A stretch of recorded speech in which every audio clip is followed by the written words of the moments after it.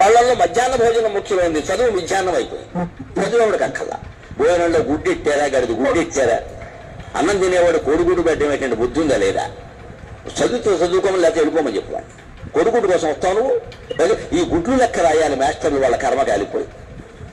చదువు చెప్పక్కల్లా.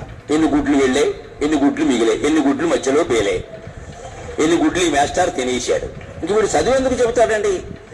అసలు పిల్లలకు భోజనం పెట్టడం ఏంటంటే వాళ్ళ భోజనాలు వాళ్ళు తెచ్చుకోవడం మానేమానండి. వీడు పిల్లలకు భోజనం పెట్టి పుస్తకాలు ఇచ్చి యూనిఫార్మ్ ఇన్ని ఇస్తే వాడు చదువుతాడా? శోభనం పెళ్లి కొడుకులో మంచం ఎక్కువ కూర్చుంటాడు. ఎందుకు చదువుతాడు వాడు? విద్యార్థికి ఎన్ని సౌకర్యాలా అవసరమా? చదువు రావట్లేదు ఎవరికి, భోజనాలే వస్తున్నాయి.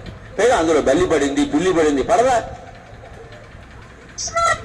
ఆ వండి పెట్టే వాళ్ళకి డబ్బులు ఉండవు. ఎక్కడి నుంచి ఇస్తారు? ఎంతమందికి ఇస్తారమ్మా? దార పోస్తారు ప్రభుత్వం వాళ్ళు. ఎక్కడి నుంచి ఉన్నాయి డబ్బులు? ఇక్కడ ఈ డబ్బులు పెట్టి నువ్వు చదువుకో, నీ అన్నం నువ్వు తిను, నీ బట్టలు నువ్వు కట్టుకో, నీకు ఇష్టమైతే చదువు. ప్రభుత్వం పని ఏమిటంటే ఉభయ తెలుగు రాష్ట్రాల పెద్దలందరూ వింటారు నా కెమెరా ద్వారా కాబట్టి చెబుతున్నా, ప్రభుత్వం కర్తవ్యం బాగా చదువు చెప్పడం తప్ప పుస్తకాలు ఇవ్వడం, బట్టలు కుట్టించడం, అన్నం పెట్టడం కాదండి.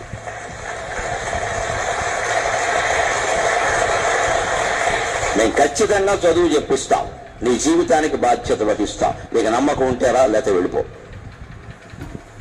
ఈ మాట అనే దమ్ము లేదు ఎవరికి. ఎందుకంటే అందరికీ మళ్ళీ ఎన్నికలు రావాలి, మళ్ళీ మనవ రావాలి, మళ్ళీ మనవ రావాలనే దరిద్రం వదిలిపోతే ఇవన్నీ ఉంటాయి.